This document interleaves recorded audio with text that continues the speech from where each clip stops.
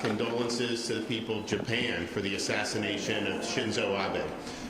Shinzo was a great leader, a great man, and was a heck of an ally to this country. I mean, he understood freedom, he understood the threat posed by China, and he understood the importance of having a strong U.S.-Japan relationship. We in Florida are actually hosting a summit in November with the southeastern United States and with Japan. This is partially to try to increase business ties and investment opportunities, and we're so looking forward to that, but this news is certainly going to cast a pall over that, and so we are very, very sad to hear that, and the world lost a really, really great leader, and you know, we hope that the people of Japan get through this time properly, and we will certainly be keeping them in our thoughts and prayers. Also want to just point out, we finally closed out the fiscal year last Thursday. June 30th was the final day of the fiscal year for 21-22. The budget for that year was about $102 billion. We closed with a surplus of almost $22 billion. So,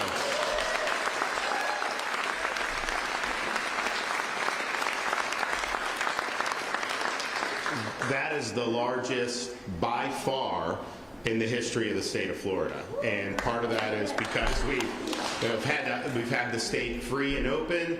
We've done very, very well economically in terms of outpacing the nation in jobs, labor force, growth. Clearly, we have some of the lowest taxes in the country. We've had record tourism, and I think, you know, a lot of the reasons we have the surplus, you know, we're cutting taxes, but we have this money coming in. It's because a lot of the people from other states and the foreigners that come visit are paying, you know, the sales tax, and so that's why you end up seeing that, because things have gone well because we've gotten the policies right. So we're proud that we're in a very good fiscal position in the state of Florida. We'll be rolling out some proposals for next year about what we're going to do. I mean, clearly, we're going to do more for education, we're going to do more for infrastructure, we're going to do even more significant tax relief. So stay tuned for all of that, but we're fortunate to be in that position. And we kind of need to be in that position because we're having to deal with a lot of problems coming out of Washington, D.C. And if you look at the inflation that people are suffering under, this is the worst inflation we've seen in 40 years in this country. It was something that did not have to happen. This was something that in many ways was self-inflicted with excessive printing of money and borrowing and spending, gratuitously, I would say, that was not necessary. Also, it's a reflection of a policy instituted as soon as Joe Biden took office, which is really an anti-American energy policy, to try to kneecap energy production in the United States, thinking that somehow that would cause people to have to use windmills and all this other stuff. You know, that's just not the way the world works, and so all that's doing is imposing a lot of pain on the American people. It's impacting businesses across the board. You know, you see it at the gas pump, which is really significant, but you talk to small businesses seeing their costs just explode across the board. A lot of that is tied to energy. Some of it's tied to the supply chain problems that Biden has not alleviated. And so we see those issues. It's a huge, huge crunch.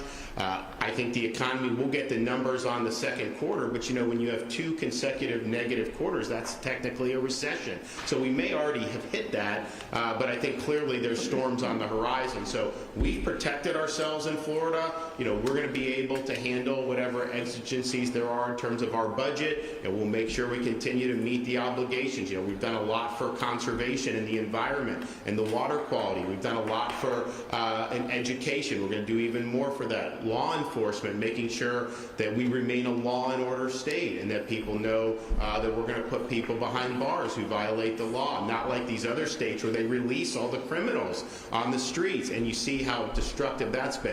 So we're going to do all that. We're built for the long haul. But I think one of the things that we've wanted to do is say, okay, you see the inflation, you know, what can we do to make an impact? July 1st just started a lot of the tax holidays for people, which is something that we think will help make a difference. Biggest tax package we've ever done in the history of Florida is $1.2 billion worth of tax relief. Where else can we make a difference? And one of the areas that we've been focused on really since I became governor in terms of high prices that are biting Floridians is in terms of prescription drug costs. And so when I became governor, we wanted to look to see what can we do as a state level, even though most of this is driven by Washington, what could we do to potentially make an impact on prescription drug prices for Florida. And so we really did a deep dive to see what our options were. I worked with the Speaker of the House at the time, Jose Oliva, who was really aggressive in wanting healthcare price transparency, telehealth, all these different things to try to make healthcare a little bit more affordable and bring some sanity to the process, because it's a very convoluted process that's not in the best interest of the average patient. And so what we were able to identify was a provision of federal law back in 2003 that was enacted that no one had ever done anything, that said that you can petition HHS to be able to purchase drugs from Canada. Now, these are the same drugs they sell in the United States. They're just a lot cheaper because they have different policies. And in the U.S., we pay basically for the rest of the world to have cheaper drugs. And so that's part of the, because the pharmaceutical industry is very powerful. There's a lot of different reasons for that. So we said, okay, if this is an option, I can save hundreds of millions of dollars in Florida by doing it. So I went up to Washington. I met with President Trump. We briefed. Some in his administration didn't want us to be able to do it, but he said that we should be able to do it. So he approved us. We went and did a package in the legislature, passed a bill, submitted a proposal, and this is not an easy thing to do. We did it. The Trump administration got it towards the end of the term.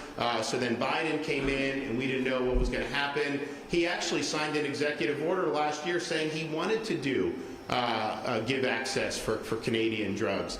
But they've stalled it. They've not done anything to approve our request. And again, this would save hundreds of millions of dollars for the state of Florida. And so we're still fighting that. We just did a FOIA request to get the information about why they're stalling the decision. Now, maybe they just don't want to give Florida a win, and that wouldn't be surprising knowing what they're doing. It may be that pharma has told them they don't want this. But, we've got to stop doing policy just on the basis of what pharma wants. I mean, we've got to do policy on the basis of what the people think is the best. So that's been a focus. We're still in that fight. We may even end up in litigation over this potentially, but we were happy to lead the way. Other states like Colorado and others have also wanted to do this as well. We actually have a place, a company's got a place in Polk County, massive warehouse ready to go. I toured it last year and we looked at it. It's really impressive facility. You buy the drugs, apply the appropriate labels. And here's the thing, these are the same drugs. I mean, that's the thing. It'd be one thing if they were different and there were safety, but there's no safety. It's the exact same thing. So we're working on that. But the other thing we said is, okay, where else can we make an impact? And what we've seen over the last probably year or so is you've seen some states reach settlement agreements with some of these insurance companies based on the performance of these pharmacy benefit managers and how the prescription drug benefits were administered. And basically, this is an admission from insurance companies that the states and the taxpayers were being overcharged. And so I asked Simone Marstiller, our Secretary for Healthcare, Agency for Healthcare Administration, to do a deep dive into the role of PBMs. And it turns out the state of Florida and all of our history had never really done an investigation into the role that PBMs are playing in increasing the cost of prescription drugs for Floridians, and particularly for senior citizens. And so they've looked, and this is an incredibly opaque process. This is, and you can see why there's money potentially being skimmed, because it's very much out of view, and this has really developed into a cottage industry. And so she looked at it.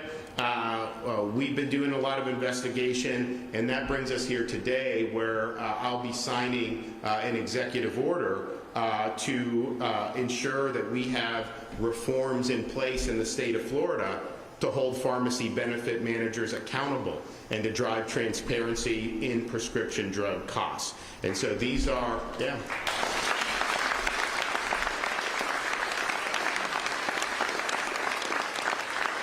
So these are entities that are contracted to manage prescription drug benefits for insurance companies. They're effectively middlemen in the process. And you remember when President Trump was in office, he would talk about middlemen.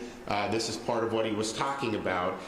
And so we want to be able to reduce the amount of basically arbitrage where people are making money, but it's not serving any broader purpose. And so that's the import of these reforms that we're doing. We are directing our state agencies to look at all their contracts with PBMs and ensure that all costs to the state of Florida are justified. And so they're going to be, the AHCA and the Department of Management Service will audit the PBMs that have performed services for them in the past to determine if cost-saving measures are in place, and if not, we're going to insist that they will.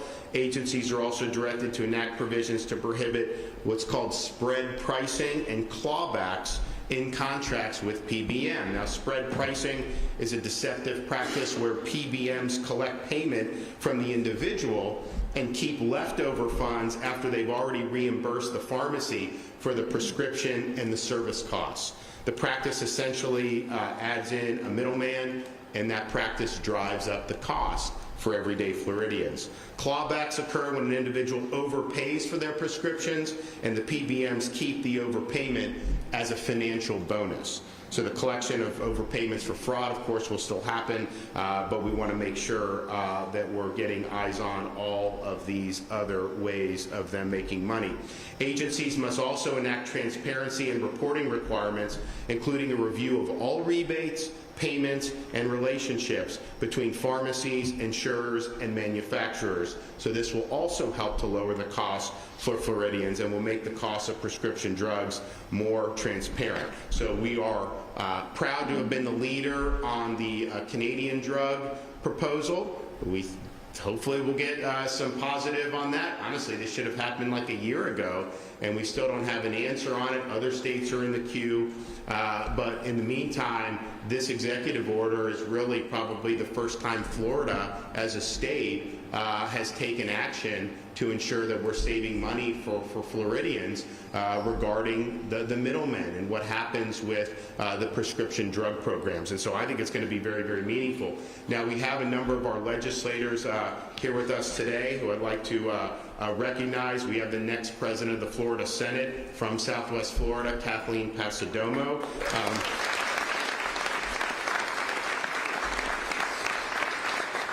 We have Senator Ray Rodriguez, and then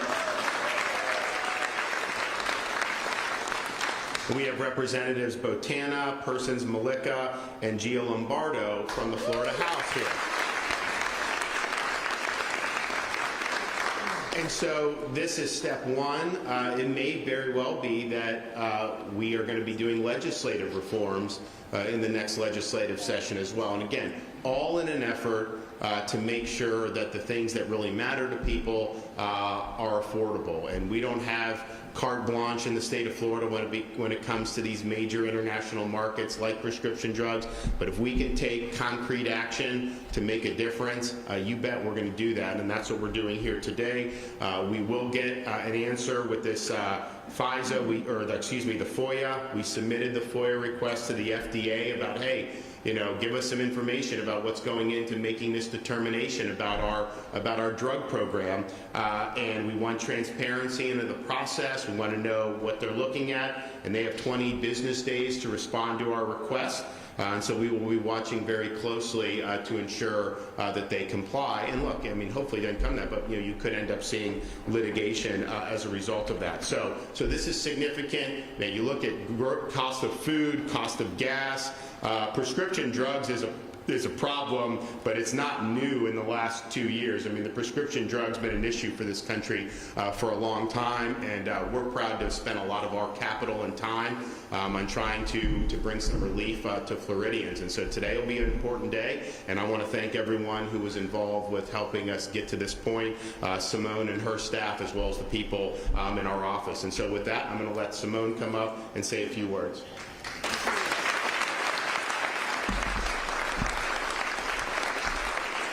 Good morning, everyone. Now, I know everybody in this room knows that healthcare is way too expensive, and I want to applaud and thank Governor DeSantis for his decisive leadership in really looking at the prescription drug market and why our drug costs are so high. The governor mentioned just now, our FOIA request to the FDA. Well, I can tell you, Governor, they've already let us know that they very well may not be able to comply with that 20-day deadline because they're so busy. And that's essentially what the letter says. So we'll see. But that's nothing new for the FDA. For, the better part of 2 years, my agency has been working with the FDA to try to get our importation proposal through the process. But it's like a black box. We have worked with our vendor, Life Science Logistics, to create a streamlined process for importing drugs from Canada and to distribute them, relabeling them, and making sure that we do it in a safe and effective manner. Meanwhile, the FDA has continued to employ stall tactics that prevent progress. I personally have been on several calls with members of the FDA, and every single time it has been a word salad, a bureaucratic roadblock, delays, and no timeline for approval of our proposal. And even when we've asked for particulars, we've been met with resistance, and we've been promised follow-ups that we've never gotten. So basically, we've gotten zero commitment from the FDA to get this done, notwithstanding their boss, President Biden's directive to work with the states to get it done. That's why we've had to file the FOIA request, so that we can find out what exactly is going on, not only with our proposal, but with the other states' proposals as well. So we've seen over the past several months, and indeed the last couple of years, just how quickly the FDA can move when it wants to. The Biden administration is currently touting Operation Fly Formula and their efforts to import baby formula from countries beyond our northern border. The FDA acted with lightning speed to deem that importation safe, yet it continues to stall our ability to import high-quality prescription drugs, such as inhalers, from Canada at a significantly lower price. So let's get this straight. The Biden FDA is saying it's immediately safe and effective to give infants in the United States baby formula from other countries. But it's apparently not ready, nearly 600 days later, to allow states to import high-quality, effective prescription drugs from Canada, even as it lets individuals do so for personal use. So that's quite the policy paradox in my mind, but just another example of the haphazard and inconsistent policies coming out of the Biden administration. So we'll wait and see if this FOIA request is responded to, and yes, we are prepared to sue to get the information that we need. But moving on from there, as for the executive order that the governor just talked about, I know that it's going to reinforce my agency's ability to negotiate contracts that deliver prescription drugs through what we call PBMs. I've been in this job for about 18 months now, and some of the main complaints that I've heard have come from our community-based independent pharmacies who are struggling with the PBMs. These are small independent businesses who want to be good partners and serve their communities, but they have little to no negotiating power when working with the health plans because of the PBMs.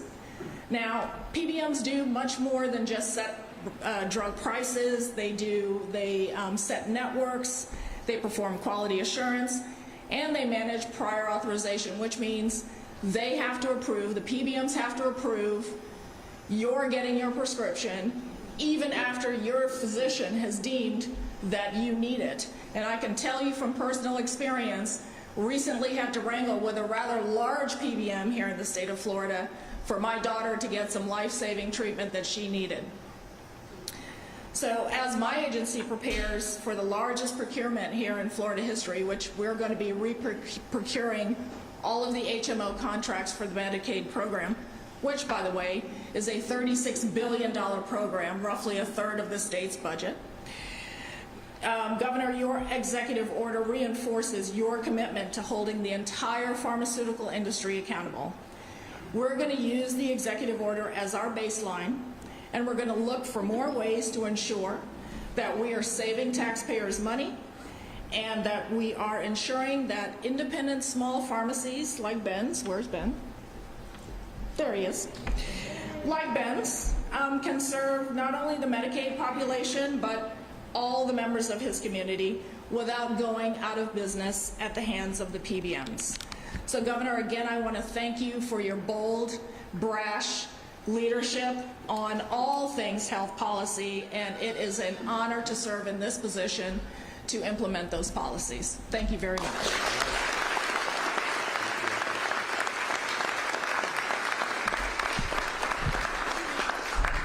And you know, it's interesting when you look at the FDA dragging their feet on what we're trying to do to just buy cheaper drugs. They rush through with very little evidence COVID vax for infants. You look at those clinical trials, I mean, they were paltry to begin with. There was no proven benefit shown, and they give that an emergency use authorization.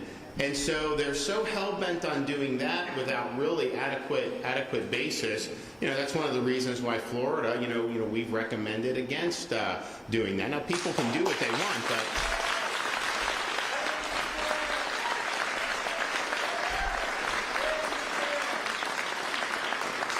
and I can tell you this, you know, as long as I'm governor, there will be no mandates for COVID vax for school children or anybody else.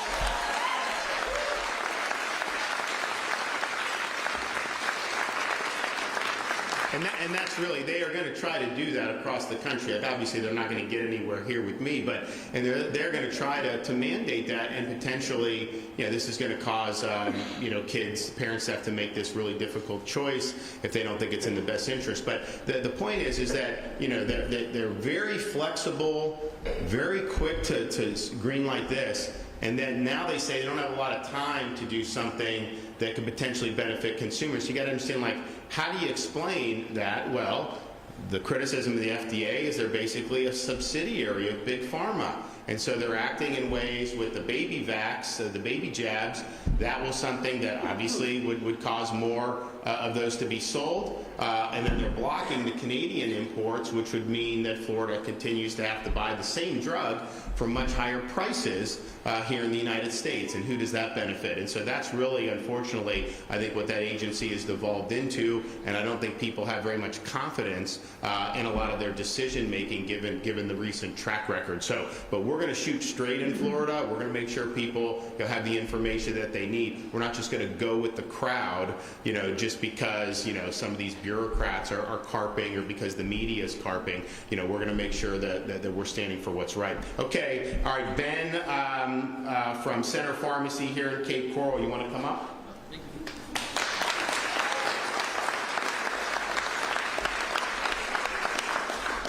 Hello everyone, my name is Ben Levine. Thank you so much for having me here today. I'm the owner of Center Pharmacy. It's been a staple here in Cape Coral for over 40 years. Over those years, the health needs of our community have grown, and Center Pharmacy has risen to the challenge of meeting those needs, providing care to our elderly in nursing homes, to compounding specialty medications for babies, and taking care of our patients with complicated disease states and everything in between. During COVID, Center Pharmacy administered thousands of COVID vaccines to our patients in nursing homes and in the pharmacy, personally delivered thousands of prescriptions, and dispensed therapeutics to help patients in time of need. Unfortunately, every year it gets more difficult to help serve our communities. Independent pharmacies are closing at an alarming rate. The largest PBM corporations, three of them whom process more than 85% of all prescriptions, use their corporate clout to create monopolies and reduce patient access to small pharmacies like mine. The PBMs steer patients away from the patient's pharmacy of choice and mandate that those patients use a PBM-owned pharmacy. This makes it easy for PBMs to hide excessively high markups and spread pricing on the cost of medications that are ultimately paid for by consumers and us, the taxpayers. Florida pharmacies are thankful to the DeSantis administration for protecting the health of our patients in the community and taking actions to keep drug costs affordable. In helping to keep fair and competitive environment and access to quality health care, Governor DeSantis is ensuring that we can help lower costs for our patients and the health plan payers. Helping communities stay healthy and thrive economically is the top priority for independent community pharmacies. Independent pharmacies are often the most successful healthcare providers and provide many essential health services in a cost-effective manner. From providing high-paid Florida jobs, generating tax revenue, supporting local civic organizations, and offering the highest quality of patient care, independent pharmacies are an integral and vital part of Floridian communities now and hopefully for years to come. Thank you.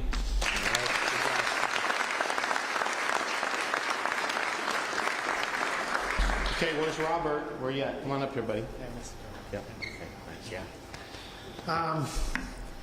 I'm really grateful to be here because the man standing behind me is not only the greatest governor on the planet, but, wait, I got more. Mark 2025 on your calendar when he becomes the president. The reason why I was picked, and I appreciate the opportunity, I mean, this is like, to meet him is just, I'm in awe.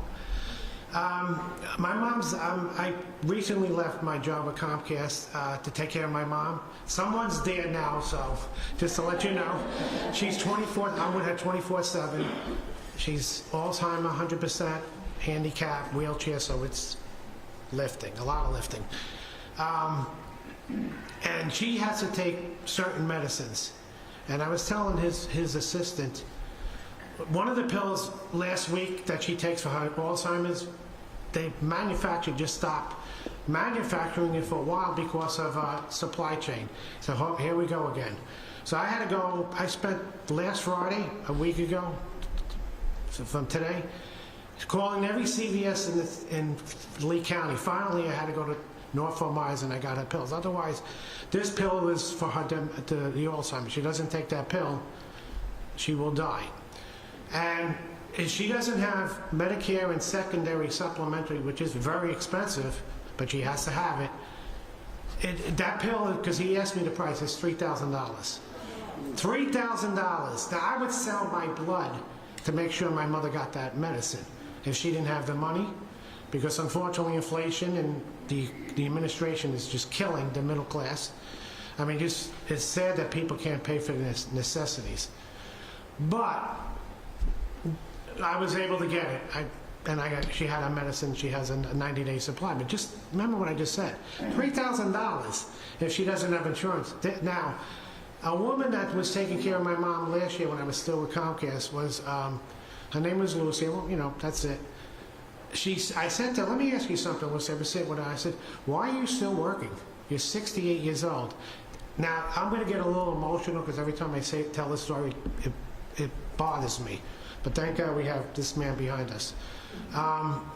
She said, I was going to die. The insulin was $3,000 a month. She said, and her husband, who just recently passed away, had cancer. So she said, do I help my husband?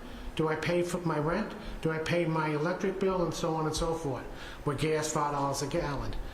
And she stopped taking the insulin. And she got really bad. The doctor said, you need to do it, you have to take this medicine. So she ended up getting a job with this agency that takes care of, you know, like if you have in-house patients. And that's why she had to work. So she was forced to work because medicine farm, a big farm, was charging her $3,000 to do insulin. I mean, first thing when I walked in this, when I looked at this fella here, the guy with the military, this man should not have to, I don't know his finances, but I'm saying to myself, when I sat over there waiting for the governor to come, this man should not have to, he serves our country. He should not have to worry about paying his electric bill or his gas bill or his water bill for his medicine. The government needs to stop and stop dragging his feet. It's that simple. And the only way it's going to happen is if this man. And that's it. Thank you.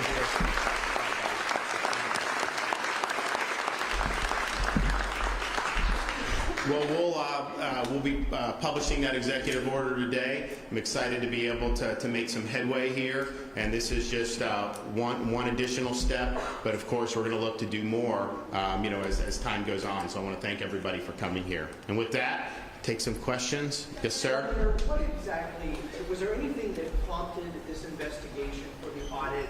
That you saw that prompted it, and then just yeah, so we saw, it was a good question. So what prompted us to kind of look closer at this? Last year, the state of Ohio did a big settlement with one of the insurers. And, these are insurers that are involved in Florida too. And so we started to look, okay, where is this? Because it was a pretty significant amount of money. And so we're like, all right, it's not budget dust here we're talking about. So we started to look, and I asked them, the problem was, this is not something Florida had really done before, and two, it's very opaque in terms of what goes on behind the curtain. So the state will have, have a relationship with like the insurers, but then what goes on beyond that, very difficult to get a full handle on. So they did a lot of deep dive into this, and they've identified these practices that are contributing to the increase in prescription drug costs. Yes, ma'am.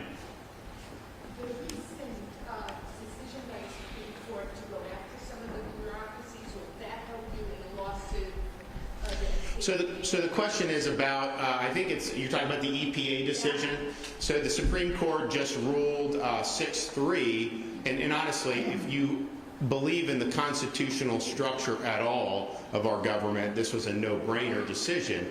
And the idea is, we have people that get elected to the House and Senate. They can legislate policy, and if they pass legislation that's signed into law, the policy's implemented. Well, what a lot of people on the left have wanted to do over the years is say, well, Congress isn't doing what we want, and so we're just going to go ahead and do it through the administrative state anyways, even though it's never had firm legislative sanction. That's a runaway bureaucracy. That's a bureaucracy that is not tethered to the constitutional structure. And so I think if you've seen over the years, we're supposed to have 3 branches of government. You're supposed to have legislative, executive, and judicial. It's really developed in the 4 branches of government because you have this permanent bureaucracy that's functioning as a leviathan that even when elections happen, it can kind of have a mind of its own. And so that decision, I think, was very important overall. How much that will impact what we're doing here in terms of the FDA, I don't know, because I think clearly Congress did enact a statute saying that if we want to buy drugs from Canada, that we do need federal sanction on that. And so that's what we're going through. I think what they ruled correctly that the EPA overreached was because the EPA is legislating effectively and having huge impact on our economy and individuals without having a legislative sanction. And so that's an important decision. Yes, ma'am. Yes. 2 questions real quick. In the past week, Governor Newsom has called Florida not free. President Biden false statements about the Parental Rights Act, and then we saw that false salon article going around about higher ed. What do you make of prominent Democrats putting out these false statements about you in Florida? Well, look, I'm like this. Everyone wants to talk about me in Florida. I mean, I'm just sitting here, little old me, doing my job.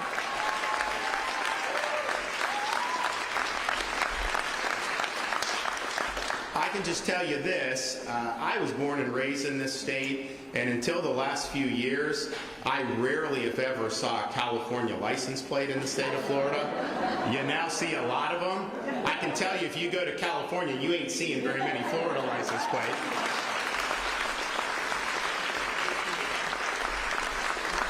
And so, as he was locking down his citizens, he would then go and have these extravagant dinners at the French Laundry to basically rub his citizens' noses in the fact that he was treating them like peasants. In Florida, we weren't locking them down. We lifted our people up. We made sure to protect individuals' freedoms. We guaranteed everybody to have a right to work, to earn a living, put food on the table. We guaranteed the right of small businesses in particular to be able to operate, and that saved hundreds of thousands of jobs and many thousands of businesses from going under. We guaranteed every parent had the right to have their kids in school in person 5 days a week, starting at the very beginning of this back in 2020. In California, they locked kids out of school, and they had the lowest, according to the website that tracked this, Burbio.com, they had the lowest percentage of in-person learning of any state in the country in 2020-2021 school year, because the teachers union run that state. It's not run for the best interest of parents and kids, it's run for that. You also look at how we support law enforcement in the state of Florida. We would never allow what's happened in places like San Francisco and LA, where these areas have been destroyed with drugs and crime and homeless, to happen. We take that seriously, and we believe when people commit crimes, they belong behind bars, not released back onto the street.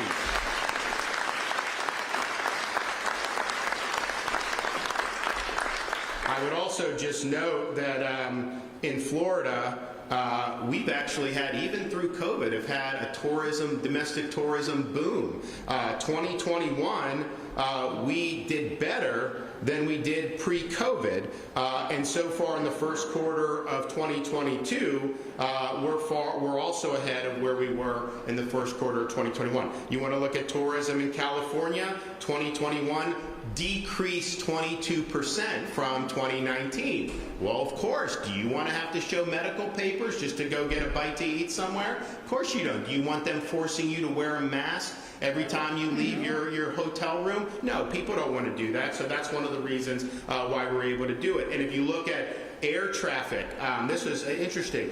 Our air transportation now, the most recent 12 months, April 21 through March 22, is actually up over the same period 2018-2019. And that's very rare in any place in the country. You look at the major hubs in California, they're down like 31%, over this time period. And so, I think the facts speak for themselves. People vote with their feet. And, Florida has always been a place, as many of you know, many of you probably have roots in other parts of the country. It's natural for people to retire from like Ohio or Michigan, come down here to Southwest Florida, New York, to go down to places like Palm Beach. But when families are uprooting from the Pacific coast to go almost 3,000 miles in search of a better life, that's telling you something. Yes, we've created a citadel of freedom here that has attracted people, and we're proud of it. But let's just be clear, California is driving people away with their terrible governance.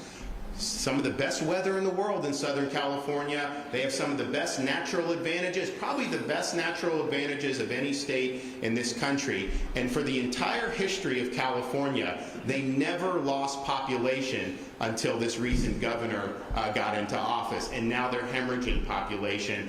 It's almost hard to drive people out of a place like California, given all their natural advantages, and yet they're finding a way to do it. Yes, sir. I really appreciate you as our governor. You've done an absolutely unbelievable job. And I believe you're the people's governor. We have a project called the Route 80 project right now, which I believe is a smoking gun, and it's going to come back. And if you personally learn the truth about this project, you will shut it down. What is it? What does it entail? They're putting in a sidewalk and a bicycle path that originally was supposed to be $1.2 million, is now up to $5.7 million. And that's state funds or county funds or city funds? Federal funds. Okay. Federal, I believe some state, and possibly some county. But that's not the big issue. The big issue is that FDOT has become a rogue agency that is completely and totally out of control. They just had to do a hot site recently. They did not have a single permit. They had the sheriff's office there, all right, to guard the site. They moved dirt all over the place. We have films to this effect, all right, and everything has been recorded. And they pumped water, hot water, all over. And then when we got in touch with the EPA shut the site down. Your FDOT did not have a single permit. They had no oversight and no supervision. If you look into this project, you will see law after law after law that has been broken, and they are completely and totally out of control.